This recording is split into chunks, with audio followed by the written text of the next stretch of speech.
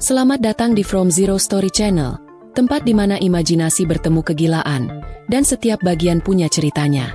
Kali ini, kita akan menjelajahi sebuah dunia yang dibangun bukan hanya oleh coding, tetapi oleh ketidakseimbangan, keberanian, dan pilihan hidup yang dipertanyakan yang melibatkan kubus ajaib, kawanan babi, dan ledakan. Ini bukan sekedar kisah lain dari lintas dimensi. Ini adalah perjalanan yang liar melalui portal lintas dimensi, persahabatan, dan seorang penyihir yang sangat jahat. Jika kamu siap untuk patahan cerita yang tak terduga, emosi bertenaga kubus, dan banyak keanehan, maka duduklah yang santai, tarik napas dalam-dalam, dan ikuti kami ke dalam cerita yang dimulai dengan sesuatu yang sederhana, tetapi berakhir dengan sesuatu yang jauh lebih spektakuler. Mari kita simak kisah serunya.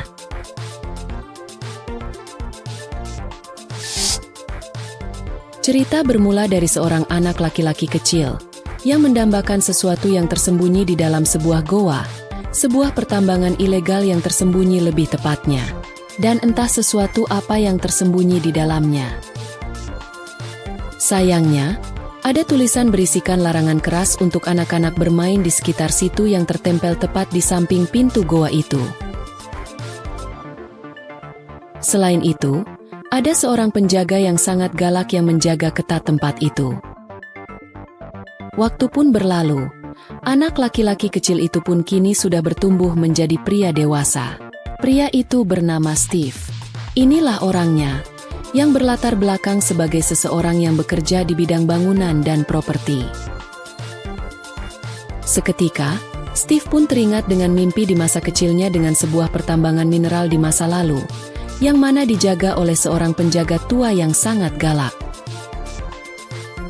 Dengan gagah perkasa, ia memberanikan diri untuk mengunjunginya lagi. Dan dengan mudah, kini ia melewati penjaga galak itu dan berhasil menerobos masuk ke dalam pertambangan ilegal itu. Entah apa yang sedang dicari oleh Steve di dalam pertambangan mineral itu. Ia pun menggali dan menggali. Sampai akhirnya, ia pun menemukan dua buah artefak misterius. Dan ketika digabungkan, Steve pun secara tanpa sengaja membuka sebuah pintu portal rahasia. Dan itu adalah pintu ke dunia Overworld. Dunia baru yang tak pernah ia bayangkan sebelumnya. Di mana segala sesuatu berbentuk kubus. Persis seperti dunia game era 80-an atau 90-an dengan tampilan kekinian. Ternyata tempat itu adalah dunia yang ia idam-idamkan sedari kecil. Steve bisa menciptakan bangunan apa saja yang ada di dalam pikirannya dengan hanya menunjuk-nunjuk menggunakan kedua tangannya. Sampai pada sebuah ketika, Steve pun dipertemukan dengan seekor serigala buas. Dengan menggunakan cara yang unik dan menarik, ia pun berhasil menjinakkan serigala itu, yang mana kelak serigala itu akan menjadi teman baiknya. Dan ternyata serigala itu bernama Dennis. Sampai akhirnya, Steve pun berhasil membangun kota idamannya sendiri di dunia Overworld ini. Tanpa terasa, beberapa tahun pun berlalu. Ia pun menyadari jika ada sesuatu yang aneh yang terbentuk dalam reruntuhan secara misterius. Tanpa sengaja, ia telah berhasil membuka pintu portal baru yang entah menuju ke dimensi dunia mana. Si Dennis anjing peliharaannya pun bergegas berlari menerobos memasuki pintu itu, dan Steve pun mengejar mengikutinya. Akhirnya Steve baru menyadari, pintu portal yang baru ia lewati adalah jalan menuju dimensi baru, yaitu dimensi Nether, di mana tidak ada kesenangan sama sekali di sana. Sebuah dunia yang gelap. Dunia ini dipenuhi oleh gerombolan babi sebagai penghuninya, yang secara brutal mengeksploitasi alam yang berada di sana. Dunia Nether dipimpin oleh Malgosha. Ini penampakannya, seorang penyihir jahat yang ugal-ugalan memimpin kawanannya. Percakapan pun terjadi antara Steve dan si penyihir babi. Steve mengatakan kepadanya untuk meninggalkan kegelapan dan berjanji akan memberikan makan siang gratis. Akan tetapi, sang penyihir menolak tawarannya, karena mengetahui jika tarif pajak akan dinaikkan sebagai dampaknya. Tanpa sengaja, Steve mengatakan jika ia berasal dari sebuah kubus ajaib yang ia pegang. Sang penyihir pun bersiasat busuk untuk merebut barang itu yang dipegangnya, agar dapat menjajah Overworld dan mengeruk seluruh emasnya. Akhirnya Steve dan Dennis pun dipenjarakan. Dari dalam penjara, Steve berniat untuk merebut kembali kubus ajaib itu untuk menyelamatkan dunia Overworld dari keserakahan penyihir. Dengan sedikit trik, si Dennis pun berhasil mencuri kunci penjara. Mereka pun berhasil keluar dan mengambil kembali kubus ajaib itu. Menyadari tak bisa berlari kencang, Steve pun memberikan kubus ajaib itu kepada Dennis untuk disembunyikan di sebuah tempat, agar tidak terjatuh ke tangan siapapun. Dennis pun berlari sangat kencang seperti Formula One. Akan tetapi Steve tertangkap oleh kawanan pasukan babi yang mengejar. Selama kubus ajaib itu tersembunyi dengan baik, maka dimensi Overworld akan tetap aman. Di sisi lain, tergambar pria tampan yang gagah perkasa. Orang-orang biasa memanggilnya Garrett-Garrettson Tegar Bageman. Ini penampakannya. Kita panggil saja dia Aquaman, yaitu seorang gamer handal di zamannya. Berita buruknya, Aquaman baru saja menerima surat pemberitahuan penggusuran lahan bangunannya yang akan dilakukan dalam waktu dekat. Ia pun memutuskan bekerja lebih keras lagi untuk mendapatkan pemasukan tambahan. Aquaman pun bergegas mengikuti sebuah pelelangan barang-barang bekas Inces Syahrini yang diselenggarakan secara underground. Ia pun berhasil memenangkan lelang dengan memberikan harga tertinggi. Akan tetapi, ia kecewa dengan barang-barang yang berhasil ia menangkan. Dan tanpa ia sadari, ia baru saja mendapatkan kubus ajaib yang disembunyikan oleh Steve selama ini. Dan pada sisi lain juga, terdapat kakak beradik yang baru saja ditinggal pergi mendiang ibu, yang entah juga kemana ayahnya pergi, dan resmilah mereka menjadi yatim piatu. Dan si ibu berwasiat untuk tinggal di sebuah rumah hasil menang dari undian sabun, yang terletak tak jauh dari tokonya Aquaman. Ini penampakan kakak perempuannya, namanya Natalie. Dan ini adik laki-lakinya, bernama Henry. Mereka begitu beruntung karena memiliki seorang tetangga yang baik hati bernama Dawn. Inilah penampakannya, yang bekerja sebagai petugas kebun binatang, yang bisa dilihat dari mobilnya yang dipenuhi beraneka ragam satwa. Meskipun keluarga kecil ini hanya tersisa 2 orang saja, tetapi mereka bukanlah orang yang lemah. Natalie mengambil pekerjaan di sebuah pabrik kentang, dan Henry memiliki cita-cita besar untuk membuat sebuah mesin terbang, yang sama persis digunakan Iron Man dalam film pertamanya. Di pagi hari pertama suasana barunya, Henry berkeliling-keliling kampung sebelum pergi ke sekolah sambil berharap menemukan tempat yang menyewakan PlayStation untuk bersenang-senang. Ia pun menemukan sebuah toko milik Aquaman secara tidak sengaja.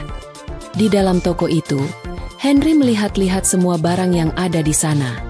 Ia pun tanpa sengaja melihat sepasang artefak misterius berbentuk kubus ada di sana, tetapi tidak mengetahui apa kegunaannya. Aquaman pun menyapanya sambil memberikan selebaran kertas yang berisi program bimbingan untuk orang-orang yang ingin menang Game of Life. Aquaman juga mengatakan jika ia membuka kelas les mancing dan bimbel matematika. Henry pun melanjutkan kepergiannya ke sekolah di hari pertamanya. Semua tampak sempurna untuk hari pertamanya itu. Ia mampu cepat beradaptasi dengan baik. Beberapa pelajaran pun ia ikuti. Sampai akhirnya, tibalah masalah pertama yang ia ciptakan. Karena ambisi besarnya untuk menciptakan mesin terbang manusia, ia pun bereksperimen membuatnya sendiri dengan keilmuan terbatasnya. Henry menggunakan kerangka tengkorak manusia yang dipasangkan roket sebagai kelinci percobaannya. Namun ia tidak menyadari jika salah seorang temannya menyabotase dengan memotong salah satu kabel dengan sengaja. Ketika diterbangkan, roketnya pun terbang secara tidak beraturan hingga menabrak maskot sebuah perusahaan kentang yang terletak di atas gedung tempat Natalie bekerja. Henry pun dipanggil untuk menghadap wakil kepala sekolah untuk mempertanggungjawabkan eksperimen gagalnya tersebut. Ketika diminta walinya untuk datang ke sekolah, Henry pun bingung, resah dan gelisah. Apakah ia harus merepotkan Natalie untuk kecelakaan ini? Sampai akhirnya, ia pun teringat dengan sosok Aquaman. Ia pun bergegas menelponnya untuk berpura-pura menjadi walinya. Awalnya Aquaman menolak. Namun setelah diiming-imingi sedikit imbalan, plus jersey asli Mario Balotelli yang sudah ditandatangani, Aquaman pun setuju. Aquaman pun segera mendatangi sekolahan Henry, dan ia segera menjemputnya pulang. Setiba pulang dari sekolah, mereka pun terlihat sedang berbincang-bincang di toko milik Aquaman. Entah apa yang sedang mereka perbincangkan. Sepertinya mereka sedang memperdebatkan mana yang terlebih dulu ada antara ayam dan telur. Sepertinya, Henry menyerah dan setuju jika keduanya akan terasa lebih lezat jika digoreng atau direbus. Seketika, Henry dan Aquaman pun terfokus pandangannya pada kubus ajaib yang terpajang di toko. Dengan rasa penasaran yang sangat tinggi, Henry menyatukan kubus ajaib itu, di mana ada catatan di dalam sebuah kertas yang bertuliskan, "Never under any circumstances combine the orb and crystal," yang entah apa maksudnya. Mereka pun mengikuti instruksi lanjutannya. Dan sampailah mereka pada sebuah pertambangan tua yang telah lama ditinggalkan. Di saat bersamaan, Natalie pun merasa panik karena adik laki-lakinya belum pulang dari sekolah sejauh ini pada hari pertamanya. Ia mengkhawatirkan Henry jika terlibat pergaulan bebas atau judi online.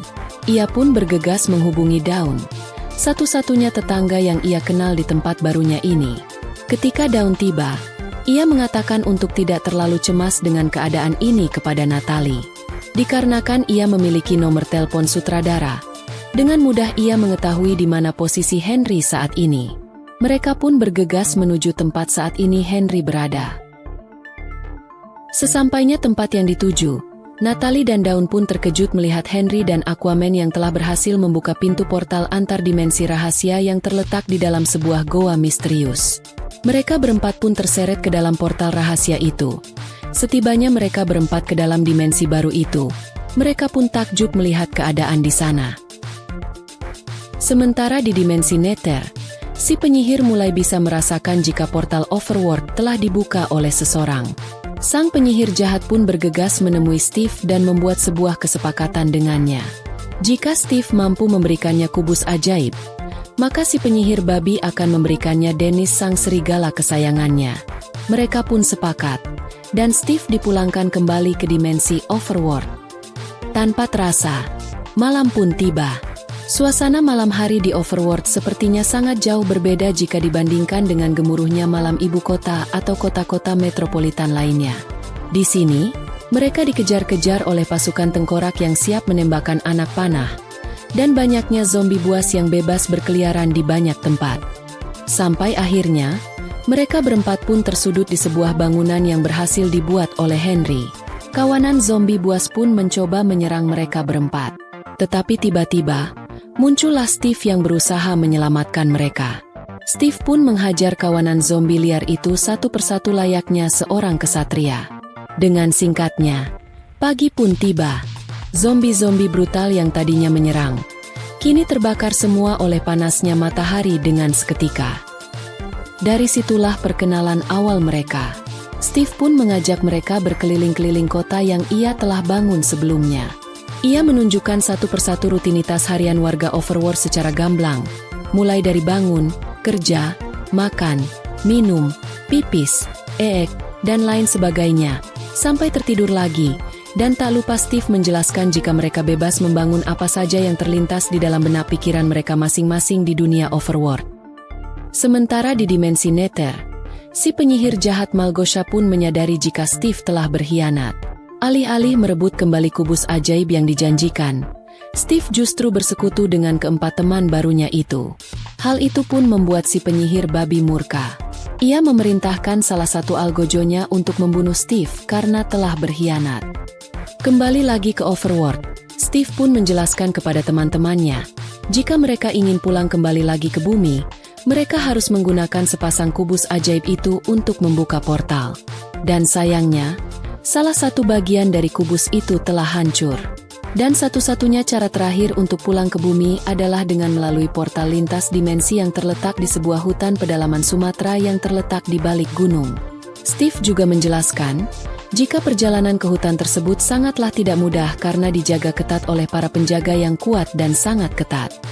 Oleh karena itu, Steve pun menunjukkan beberapa alat perang yang akan mereka bawa untuk menyusuri hutan pedalaman Sumatera yang terkenal angker dengan para begalnya. Steve berhasil menempa sebuah pedang.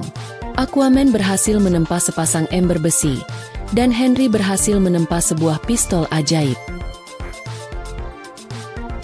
Ketika Natalie mencoba bertanya kepada warga lokal Overworld di mana letak toilet terdekat yang tersedia di sini, warga lokal pun bingung dengan pertanyaan itu. Dan tiba-tiba, serangan dadakan pun diluncurkan oleh para perusuh. Dan kerusuhan itu ternyata dilancarkan oleh algojo babi yang dikirimkan oleh penyihir Malgosha dari Nether. Natalie dan Dawn pun merasa panik dengan serangan brutal itu. Mereka hanya bisa bersembunyi di balik meja guna menghindari serangan-serangan anak panah yang berterbangan. Sementara Steve mencoba bernegosiasi dengan si algojo di tengah kekacauan itu. Sang algojo babi pun mengatakan jika ia ingin menagih janjinya untuk menyerahkan kubus ajaib yang telah dijanjikan sebelumnya. Steve pun menolak permintaannya. Ia malahan menantangnya untuk berduel. Akan tetapi, Aquaman menghalanginya. Ia ingin menguji coba senjata baru Ember berantai saktinya, dan inilah yang terjadi. Sepertinya Aquaman bukanlah lawan yang seimbang bagi sang algojo babi. Aquaman hanya menjadi samsak hidup. Serangan bertubi-tubi pun diberikan dan nyaris tanpa perlawan balasan. Aquaman hanya bisa pasrah ketika dihajar oleh algojo itu. Sampai akhirnya, datanglah bala bantuan dari sebuah robot penjaga Overworld. Ternyata serangan tidak hanya terjadi di darat. Kawanan tentara Nether juga meluncurkan serangan dari udara. Bola-bola api pun ditembakkan. Steve pun mengambil inisiatif untuk berlari menuju benteng untuk berlindung. Dan saat itulah mereka terpisah. Saat ini Steve, Aquaman dan Henry berlari ke arah benteng. Sedangkan Natalie dan Dawn berlari ke arah hutan atau mungkin perkampungan Jawa, atau mungkin entah ke arah mana. Mereka bertiga pun berhasil berlari kencang menaiki anak tangga benteng Overworld satu persatu. Akan tetapi, algojo babi dan tentaranya tetap mengejar mereka dari belakang. Sampai akhirnya mereka terdesak di puncak benteng itu, yang langsung berbatasan dengan jurang dan lautan. Steve pun mengeluarkan dua pasang sayap Elektra yang langsung diberikan kepada Henry dan Aquaman. Henry pun terbang sendirian, sedangkan Aquaman dan Steve terbang berdua berboncengan. Mereka pun berhasil selamat dari kejaran algojo babi dan bala tentaranya. Akan tetapi tidak berhenti di situ. Pasukan udara Nether yang memantau dari ketinggian mulai mengejar mereka. Pertempuran di udara pun tak terelakkan. Pasukan udara yang dikirimkan si penyihir menembaki mereka bertiga dari belakang secara terus-menerus. Berbagai manuver dan strategi mereka lakukan agar terhindar dari serangan pasukan babi. Sampai akhirnya, mereka berhasil lolos dari kejaran pasukan tentara Nether. Akan tetapi, mereka bertiga akan terhempas ke daratan yang diakibatkan oleh sayap Elektra yang dipakai Henry mengalami keolengan yang tanpa sengaja menabrak Aquaman dan Steve. Dan beberapa detik sebelum mereka bertiga menyentuh daratan, Steve berhasil melemparkan air ke daratan menggunakan ember ajaib sehingga terciptalah matras berair tepat di bawah posisi mereka terjatuh. Mereka bertiga pun akhirnya mendarat dengan selamat. Setelah mereka bertiga selamat dari pendaratan darurat itu, mereka pun melanjutkan perjalanan mereka menuju hutan tempat portal lintas dimensi berada. Di tengah perjalanan mereka, Aquaman dan Henry mulai mempertanyakan beberapa hal kepada Steve. Apa sih yang sebenarnya yang mereka barusan dan saat ini hadapi? Dengan emosional, Steve menceritakan satu persatu secara detail. Mulai dari fungsi utama kubus ajaib yang jadi perebutan, Malgosha si penyihir jahat, adanya dimensi lain yang gelap yang disebut Nether, adanya pertandingan Nether's Got Talent yang berhadiah jersey asli Mario Balotelli yang sudah ditandatangani, Dennis si serigala sahabat kesayangannya, harga per 1 kilogramnya ayam potong di pasar, dan lain sebagainya, dan lain sebagainya. Kembali lagi ke kehidupan di dimensi gelap Nether.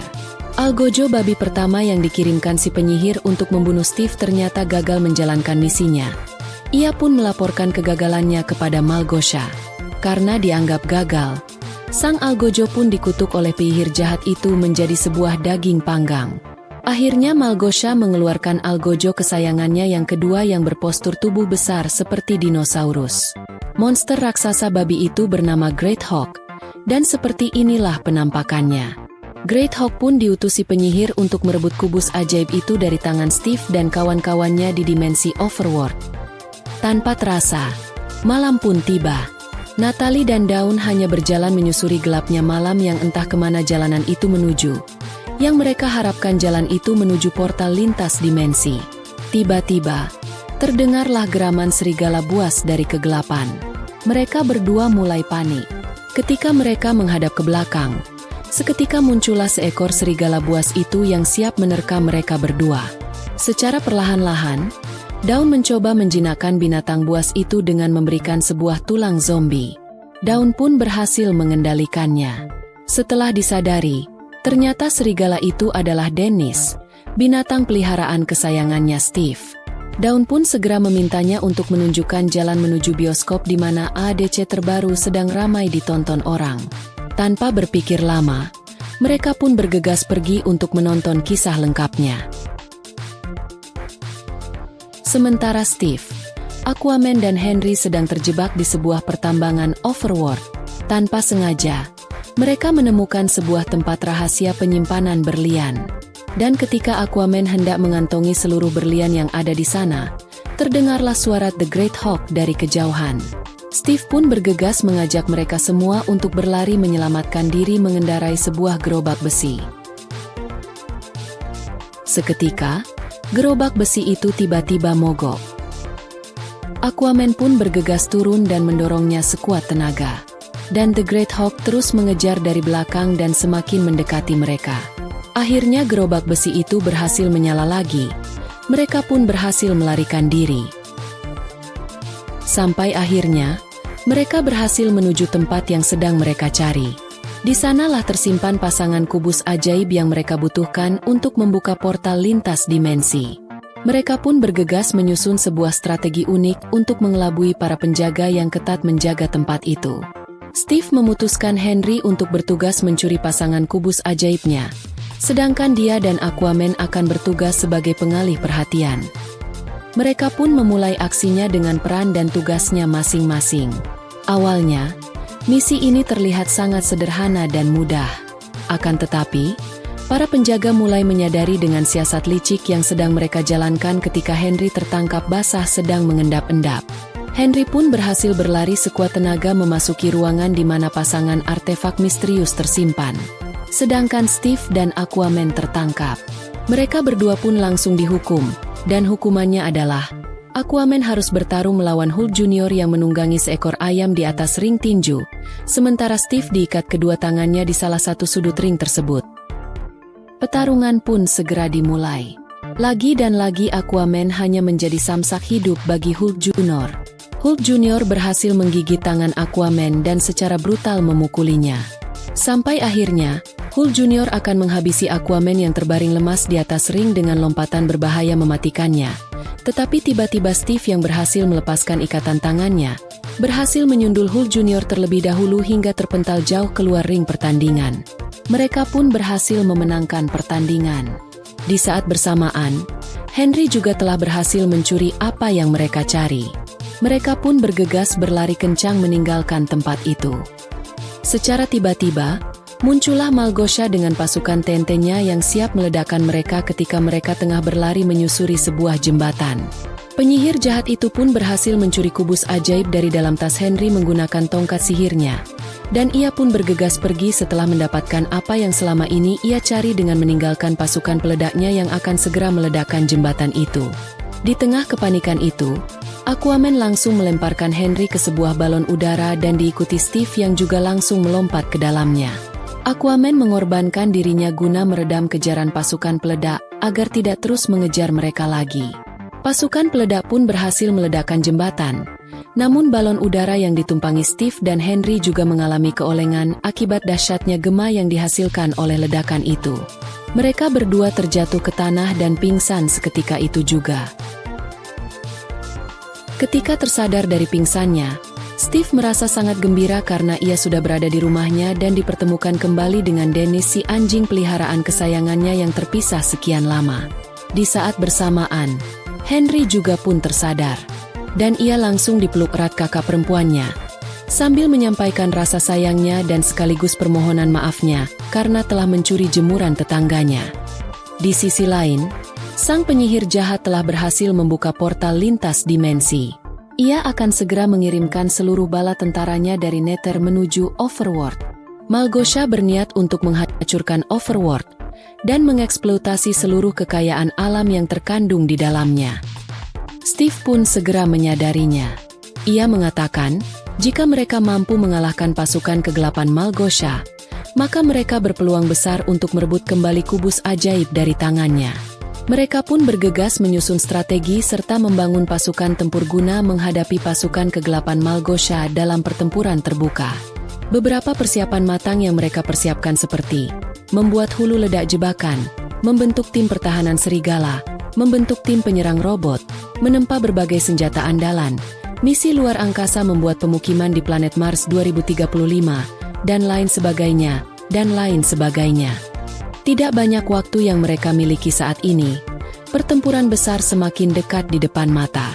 Tidak ada waktu untuk bernegosiasi, saling bertukar nomor handphone, bermain tebak-tebakan, memasak makanan, mencuci pakaian, mengganti oli mesin, memotong rumput pekarangan rumah, mengecat tembok, membersihkan atap rumah, dan lain sebagainya, dan lain sebagainya. Pertempuran sengit pun tak terelakkan. Seluruh kekuatan maksimal yang mereka kerahkan, jurus terbaik yang dikuasai yang mereka gunakan, serta strategi terjitu yang telah dipelajari yang mereka terapkan. Sejauh ini, pertempuran ini tampaknya cukup seimbang. Sampai pada saatnya, ketika Henry hendak mencuri kubus ajaib yang tergantung di atas menara pintu portal raksasa, tiba-tiba The Great Hawk menembaknya dari kejauhan. Henry pun terjatuh dari ketinggian. Dan ketika Henry akan terhempas ke permukaan tanah, muncullah Aquaman menangkapnya dengan sigap dengan terbang menggunakan balon udara. Henry pun merasa senang ketika mengetahui jika Aquaman ternyata masih hidup. Dari ketinggian, mereka berdua menembaki menara pintu portal kegelapan hingga hancur berkeping-keping. Seketika dunia menjadi terang, dan terbakarlah seluruh tentara kegelapan ketika terpancar panasnya sinar matahari. Dan mereka pun memenangkan pertempuran dahsyat ini. Kehidupan di Overworld kini kembali menjadi damai, tentram, dan sejahtera sama seperti kehidupan sebelumnya. Pintu portal lintas dimensi menuju bumi kini telah tersedia terbuka. Mereka berempat pun berpamitan kepada Steve. Sebelum pergi, mereka pun mencoba kembali membujuk Steve untuk ikut pulang ke kehidupan nyata di bumi. Tetapi Steve mengatakan, jika Overworld-lah kehidupan yang ia idam-idamkan sedari kecil. Di luar sana, kalian akan kembali merasakan banyaknya masalah, penghakiman dari orang-orang, hambatan yang tak terduga dari mana datangnya, tawuran antar supporter sepak bola, mega korupsi yang akan merugikan negara, polusi, banjir, kebakaran hutan, pemanasan global, dan lain sebagainya, dan lain sebagainya. Tetapi Aquaman mengatakan jika semua masalah akan terasa lebih ringan, jika selama masih ada orang-orang baik yang tak lelah membantu dan menemani, itulah harta karun yang sesungguhnya yang tak ternilai harganya. Maka hormati, sayangi dan jagalah mereka dengan baik sebagaimana kamu memperlakukan mereka kepada dirimu sendiri. Mereka berempat pun bergegas pergi meninggalkan Overworld, dan tersisalah Steve sendiri sepi. Hati dan pikirannya kini bergejolak, mironta-ronta, pertempuran batin, kegalauan tingkat tinggi, resah dan gelisah yang tercampur aduk. Hingga akhirnya dengan berat hati, Steve memberanikan diri untuk meninggalkan dimensi virtual yang selama ini ia tempati, yang mana selama ini telah lama memenjarakannya. Dalam kehidupan kedua di dunia nyata mereka terkini, mereka semua mendapatkan kehidupan baru yang lebih baik setelah mendapatkan banyak sekali pelajaran sepulang dari Overworld. Toko yang dikelola oleh Aquaman kini menjadi maju berkembang dengan pesat. Steve dan Aquaman berkolaborasi menciptakan permainan baru yaitu Block City Battles Buddies. Di setiap akhir pekan, Steve menggelar konser tunggal dengan diiringi teman-temannya sebagai backing vokal. Sementara Dawn berhasil menyelenggarakan pagelaran petunjukan satwanya di mana Dennis sebagai maskot utamanya, yang mana selalu ramai dihadiri banyak pengunjung di setiap kotanya. Sedangkan Natalie tengah berhasil dengan usaha barunya, Survival Mode Self-Defense, di mana bakat tersembunyinya selama di Overworld sebagai inspirasi utamanya.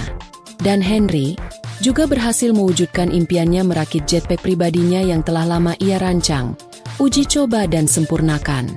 Kisah pun berakhir. Pesan moral yang bisa dipetik dari cerita ini adalah, jangan pernah untuk mencoba percaya, bekerja sama, memakan, bermain mata, ataupun bersekutu dengan babi. Meskipun ada sedikit manfaat yang bisa diperoleh, tetapi percayalah, mudorot, kerugian, kekecewaan, kesakitan serta penyesalan yang akan diberikan akan jauh lebih besar.